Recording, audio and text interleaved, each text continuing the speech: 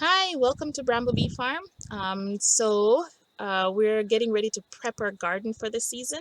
My name is Judith, and I just want to share with you some of the things that we do on our farm in order to help the ecosystem, help our bees and our pollinators, and also to really ensure that we're getting good quality produce at the same time. Today I'm going to share with you a weed suppression method that I've been using, and I really love it because it does not require any chemicals. It's completely biodegradable. It's easy enough to do, and a lot of the products can be free if you kind of network well. So today has been a really good day. It's a wonderful day in spring. It's still April for us. I am in the northern part of the United States, zone 3, so we have a very short growing season. With that being said, I have to get the garden prepped right away. I didn't really do much of it in the fall, just really busy at that time. So now I'm catching up with that this spring. But it's been a wonderful blessing because it's actually been a warm spring, so I can get those things done. So so today we're going to talk about weed suppression. In my area where I garden, my garden area has a lot of a grass called, it can be called couch grass, crabgrass, quackgrass, whatever. It's very pervasive. I've spent summers before you're pulling weed after weed after weed and you just don't seem to get anywhere. We've made the mistake in the past to actually till this whole area. And what has happened is because we tilled it and this couch grass has such an extensive root system, as you break the roots as you're tilling, more of the grass comes up. So it multiplies. And so that goes against what we wanted. So now we're focused on suppressing the weed. We can't pull it out. I mean, it's just impossible with the area that I'm working with. So it's about suppression. And helping my plants to grow. So one of the methods that I've been using and have been experimenting with various things is using biodegradable material. And one of the biodegradable material that I've been getting for free is cardboard. Here we go. I just get the cardboard from stores or workplace. I just ask people, hey, save your cardboard. And I've been using this as a way to suppress, and I'll tell you a little bit more about that. When you get your cardboard, you can get it from the dump. If you have an area that does that, you want to make sure to remove any of this tape that is not degradable. So I pull that off, and then I usually open up the cardboard boxes and lay it flat. Now, as you can see here, this area has been covered with cardboard and also straw.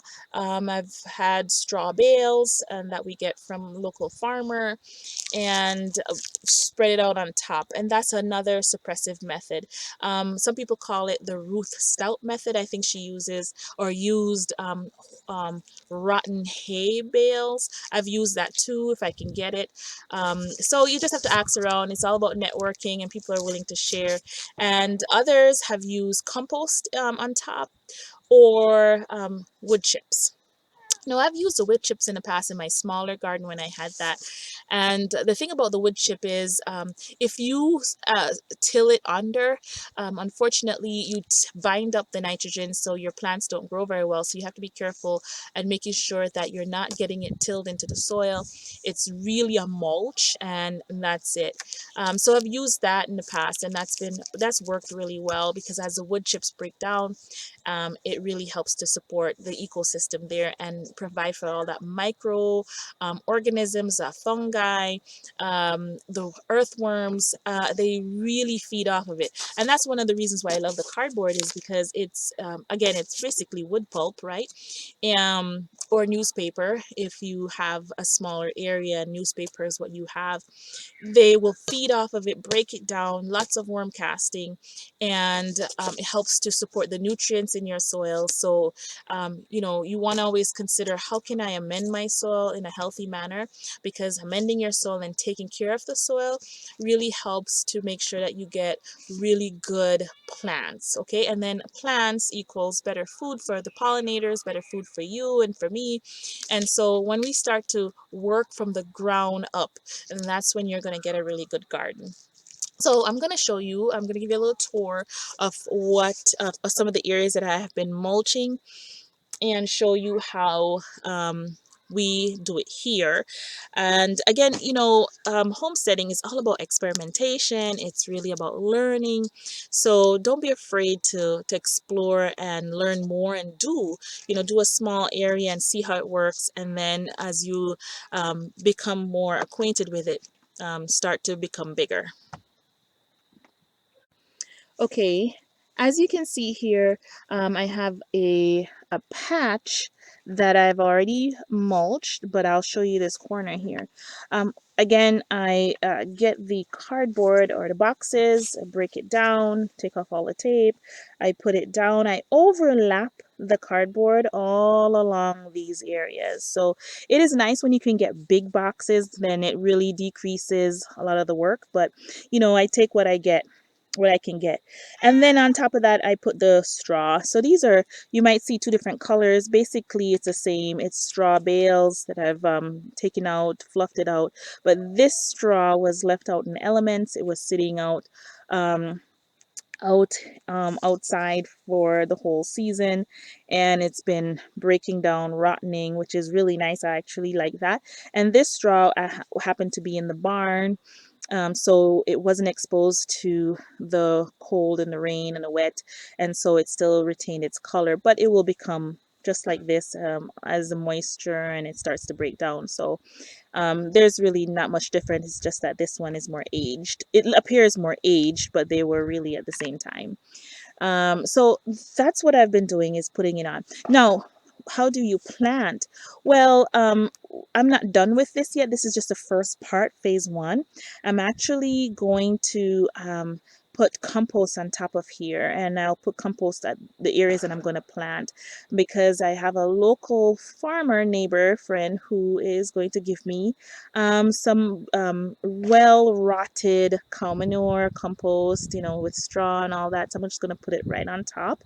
But if you didn't have it, doesn't matter.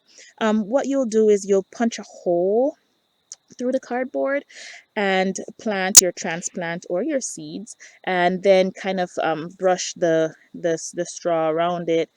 If you have a transplanted plant, meaning there's a plant that's already growing, if you have seeds, you kind of push the straw away from it so that it gets the opportunity to grow. Once it's grown, you put the straw back around it so that the weeds don't come through. Now, this should be wet, and as you can tell, this is not wet. This is a dry cardboard, and the reason being is because it's going to rain in a few days. So there's no sense in me bringing the hose out and spraying all these down. I'm just going to let the nature take over and rain and wet it for me. So, you always have to see ways that you can conserve on the resources that you have. Now, I'll go into my raspberry patch. And as you can see here, I have raspberry in kind of little hills. And actually, this is called a hugel culture mound. And what it is we had borrowed a backhoe from a friend of ours and dug out. You can dig it out by hand, but it was based the amount of mounds that we wanted to do. It was easier to do it with a backhoe, and dig out that area about almost 3-4 feet deep. And we got logs, like old rotten piece of logs that was laying around in the on our forestry area on our property, and just dragged them over, laid them inside in these little ditches basically, and then um, through through compost back in there, through cardboard boxes and the newspaper, and then backfilled with the soil, and it created a little bit of a mound or area. So I planted some raspberries in there. These are raspberries that we got from another neighbor who was kind of clearing out some of her raspberry patch, and they really have taken off. Now, the thing about raspberries is they can get very weedy, they spread. And that could be a good thing because then you have more raspberries, but at the same time, you kind of want to have some kind of order. So, the path I'm going to be mulching. So I started that. So I put down cardboard, and I overlap it as best as I can. And then what we're going to do is just kind of fluff out the hay. I've just put the hay down because I'm going to continue this another day, just so that the cardboard doesn't fly away. Another thing you want to be cautious is not to do this on a windy day, or else you'll be quite frustrated. And then I'm also going to put some of this straw around the raspberry bushes, just to kind of help with further weed suppression. So you can kind of keep things as neat as possible, and just to really increase production. So here we go. Same thing as here. I did just put down cardboard, um, taking off any pieces that weren't going to be degraded, and just going to throw the hay over it. And here's another area that I've done. Okay, so it's simple enough. These are great in raised beds, such as using cardboard or newspaper. Again, worms love it. As you can see, I've done another area. We have a pretty large garden. So I'll give you a little tour. Just right now we have our bees kind of set up over there. We'll be getting some more bees soon, but these are ones that we really have, that we had transported to Georgia for a little while over the winter season, and we've brought them back and just kind of set them up. As you can tell, there isn't anything for them to really feed off of, because we haven't really started blossoming with our plants yet. So we've been supplementing with syrup, like a sugar water syrup.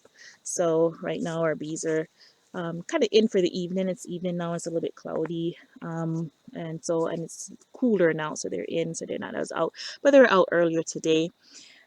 So as you can see here, you see the sea of blue over there. It's not a pool. Um, that is a tarp, a big, well, several pieces of tarp. And what I've done is just laid it out on that area, because I'm going to be growing some more things over there. I'll do a lot of viney plants, such as squash, pumpkins, and so forth. And I'm just getting a head start on those pervasive grass, because if I don't, I'll have so much of it there that it's really fighting with it. So I've just covered it for right now until I can get to it.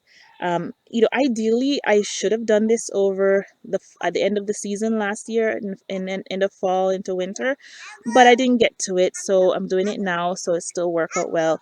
Here's another patch, and you can see all this cardboard that I've collected, and I've done this patch here with cardboard. It's nice to get a little overlap with your cardboard, because then the weeds, you kind of suppress it from coming into your area. So here is another patch, and then here is another mound that I've done here.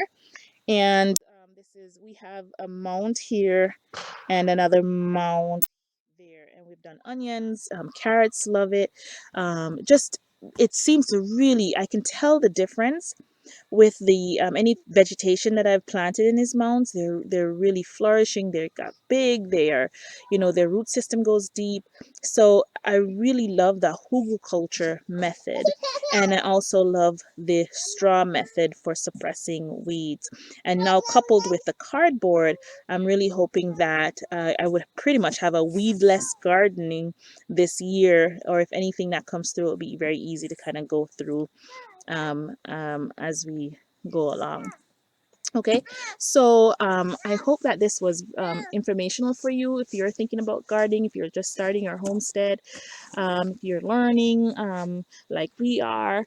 Then various methods are out there. It's great to know who has tried them and what is their results from it. As we traverse through the season, you'll be able to, I'll be updating with videos so you can see what type of how the gardening goes and what the results are. On this mound, this is a small mound here. We have actually rhubarb that's planted along the edges just to give it some nice variation. Actually, this rhubarb we had dug up from another area that really wasn't doing well, and since we had dug it up, the rhubarb and put them in this hugelkultur mound, oh, they flourish. They have really nice stems of big green leaves, and this is just starting. This is just the spring. They're kind of just unfurling, but they've come up first, and so we're going to put more straw around it, and they grow really big. So I'm really happy with the hugelkultur mounding. If you want, there's so many videos on it, but look it up. It's hugel, hugelkulture, hugelkultur, and it's a really neat way, but it is hard work. Initially. So, but once you do it once, that's, you reap the rewards from it later on. And more than likely, here we go, another rhubarb plant here that's coming up. And rhubarb, people use it for pies and various types of sweet type of a thing. Um, Even like a rhubarb lemonade type of a thing. So there's many things you can do with it. We haven't really used it much because we planted it 2 years ago and wanted to really flourish and take root before we start to harvest the stems. But the leaves, if you're not into rhubarb, the leaves are really good for feeding the soil. So if you want to compost the leaves, you can chop them off, chop and drop, and they are a great source of nutrients for the soil. They're kind of like comfrey. So again, cardboard and straw. This is our MO for this year, and we'll see how that goes throughout the season. All right, have a wonderful day, and I pray that your gardening goes well, and if you're into bees, that they go well too. All right, take care.